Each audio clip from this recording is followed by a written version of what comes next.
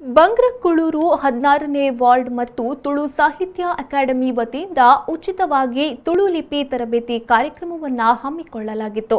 ಇನ್ನು ನಗರದ ಕೋಡಿಕಲ್ ಎಸ್ಎನ್ಡಿಪಿ ಸಭಾಂಗಣದಲ್ಲಿ ತರಬೇತಿ ಕಾರ್ಯಾಗಾರಕ್ಕೆ ಚಾಲನೆ ಸಿಕ್ಕಿತು.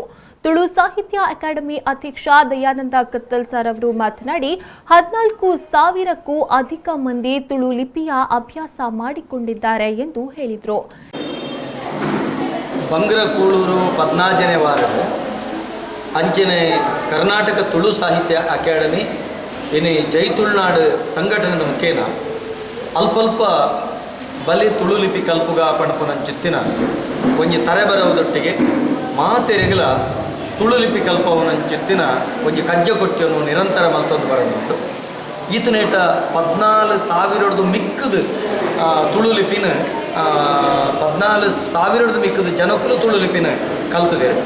ಅವು ಆಂಗ್ಲೋಡು ಬಂದ್ಬಿಡ್ದಂಡ ಆನ್ಲೈನ್ ಬೊಕ್ಕ ಆಫ್ಲೈನ್ ಒಂಜಿ ಸೀದವಾದ ಕಲ್ಪನವು ಬೊಕ್ಕ ಈಗ ಸಾಮಾಜಿಕ ಜಾಲತಾಣದ ಕಲ್ಪನ ಮುಖೇನ 14,000 ಮಿಕ್ಕದು ಜನಕ್ಕೂ ಕಲ್ತೇವೆ. ಅಂಚನೆ ಇನ್ನೇ ಈ ಬಂಗ್ರಕೂಳೂರದ ಎಂಗಲ ಗೌರವಾನ್ವಿತ ಕಾರ್ಪೊರೇಟರ್ ಏನಂಚಿತ್ತಿನ ಕಿರಣನ್ನೇ ಇನ್ನೇ ಇಡೀ ನಮ್ಮ ನಾಯಕಿಯರನ್ನಾಗಲೇದು ಒಂಜಿ ಸರಕಾರದ ಪ್ರತಿನಿಧಿ ಆದ ಒಂಜಿ ಕಾರ್ಪೊರೇಟರ್ ಆದ ಪ್ರಪ್ರಥಮವಾದ ಹೊಸ ಕ್ರಾಂತಿ ಮಲ್ತೇವೆ.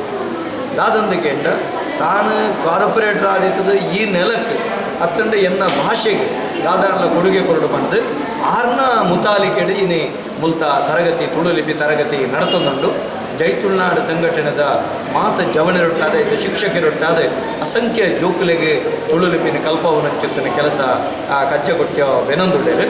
ಈ ವೇಳೆ ಸ್ಥಳೀಯ ಕಾರ್ಪೊರೇಟರ್ ಕಿರಣ್ ಕುಮಾರ್, ತುಳು ವಿದ್ವಾಂಸ ನವೀನ್ ಶೆಟ್ಟಿ, ಅಖಿಲ ಭಾರತೀಯ ಸಾಹಿತ್ಯ ಪರಿಷತ್ ಕೋಶಾಧಿಕಾರಿ ಸುದೀಕ್ಷಾ, ಜೈ ತುಳುನಾಡ್ ಅಧ್ಯಕ್ಷ ಸುದರ್ಶನ್ ಸುರತ್ಕಲ್, ಎಸ್ಎನ್ಡಿಪಿ ಮಂದಿರ ಅಧ್ಯಕ್ಷ ಪುರುಷೋತ್ತಮ್ ಪೂಜಾರಿ ಸೇರಿದಂತೆ ಮತ್ತಿತರರು ಉಪಸ್ಥಿತರಿದ್ದರು.